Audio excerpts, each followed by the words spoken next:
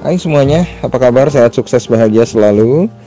Jangan lupa subscribe, like, bagikan channel ini, dan berikan komentar Anda agar kami semakin semangat dalam memberikan Anda berbagai update terbaru mengenai dunia pasar modal.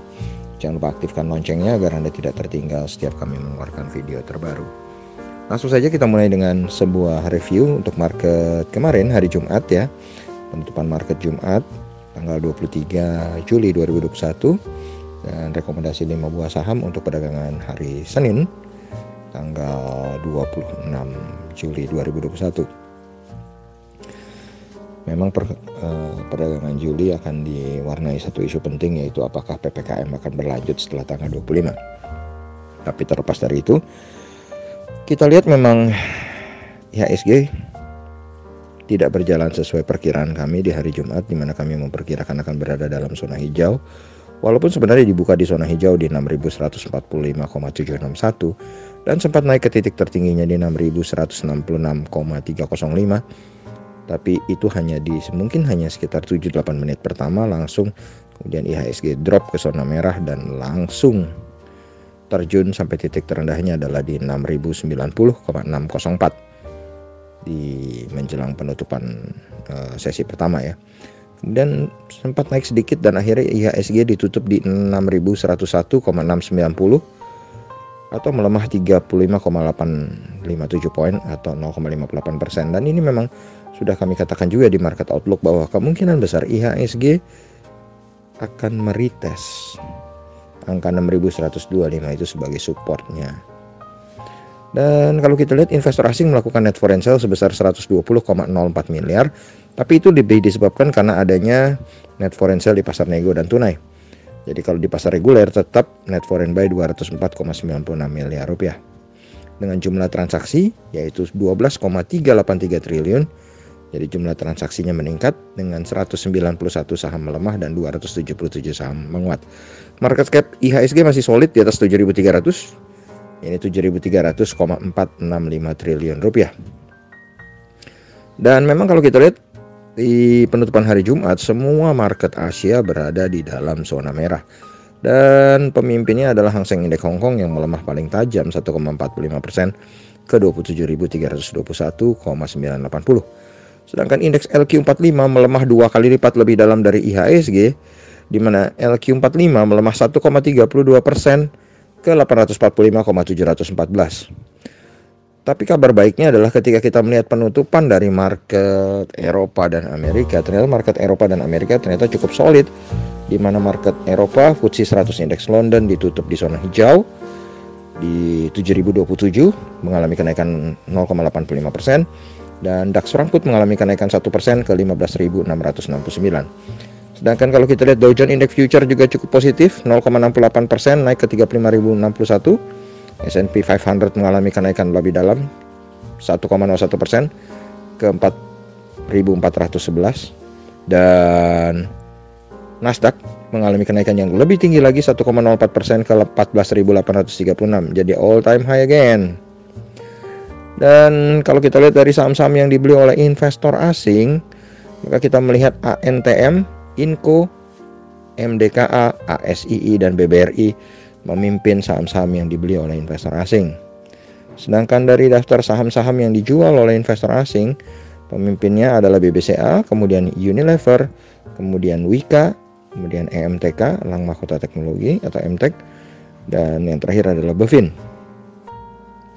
Kurs rupiah sendiri nampak melemah 18 poin, di mana rupiah diperdagangkan di 14.476 per 1 US dollarnya. Sementara harga emas di pasar spot dunia saat ini berada di 1.801,55 US dollar per troy ounce, atau kalau kita rupiahkan adalah 838.467 rupiah.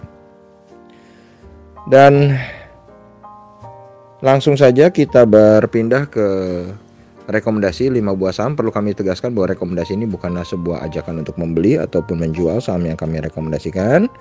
Kami tidak bertanggung jawab atas segala keuntungan maupun segala kerugian yang Anda dapatkan. Anda bisa melihat hasil-hasil rekomendasi kami di Instagram kami yang tertera di kolom deskripsi.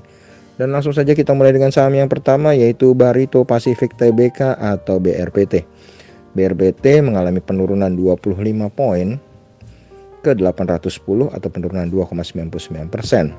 Total transaksi yang terjadi di BRPT adalah 31,52 miliar rupiah dengan price earning ratio 28,65. Jadi secara valuasi BRPT masih mahal. Total transaksi yang terjadi di BRPT adalah 75,94 triliun rupiah. Dan BRPT sendiri secara year to date bergerak dari 800 sampai dengan 1225. Jadi secara year to date BRPT masih sangat murah. Dan investor asing melakukan net foreign sale di saham BRPT sebesar 847,27 juta rupiah. Dan bagi kami BRPT tampak memiliki support di angka 800 dengan resistennya di angka 930. Jadi trading range kami untuk BRPT adalah 800 sampai dengan 930. Dan lanjut ke saham yang kedua, kita punya Wika atau Wijaya Karya Persero Tbk. Dan saham Wika memang kemarin terkoreksi sangat dalam 60 poin atau 5,48% ke 1035 dengan total transaksi yang cukup jumbo 91,38 miliar rupiah. Price earning ratio untuk Wika adalah 29,69, cukup mahal masih, dengan market capitalnya adalah 9,28 triliun. Dan secara year to date sendiri Wika bergerak dari 955 sampai dengan 2450. Jadi secara year to date Wika juga adalah saham yang masih sangat murah. Investor asing melakukan net foreign sale sebesar 45,83 miliar rupiah.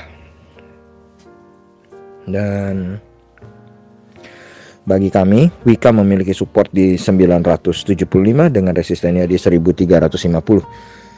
Jadi trading range kami untuk Wika adalah dari 975 sampai dengan 1350.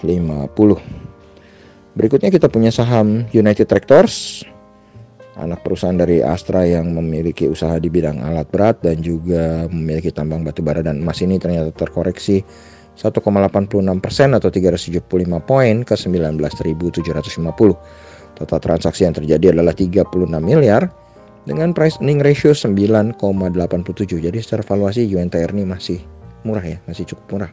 Bukan cukup murah lagi, sangat murah. Market capitalnya adalah 73,67 triliun rupiah. Dan secara year to date kita lihat UNTR bergerak dari 18.525 sampai dengan 27.450. Jadi secara year to date United Tractor jelas masih sangat murah. Dan bagi kami United Tractor memiliki support di 19.000 dengan resistennya di 21.075. Jadi trading range kami untuk UNTR adalah dari 19.000 sampai 21.075. Berikutnya ada saham penguasa IHSG yaitu BBCA atau Bank Sentral Asia Tbk. Bank Sentral Asia Tbk memiliki